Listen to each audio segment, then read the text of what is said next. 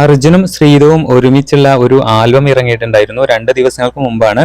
സ്കൈകോഡ് music production എന്ന YouTube ചാനലിലാണ് ഈ ഒരു ആൽബം അപ്ലോഡ് ചെയ്തിരിക്കുന്നത്. എന്തായാലും 2 ദിവസം കൊണ്ട് ആ ഒരു ആൽബം 9 ലക്ഷത്തോളം ആളുകളാണ് കണ്ടിരിക്കുന്നത്.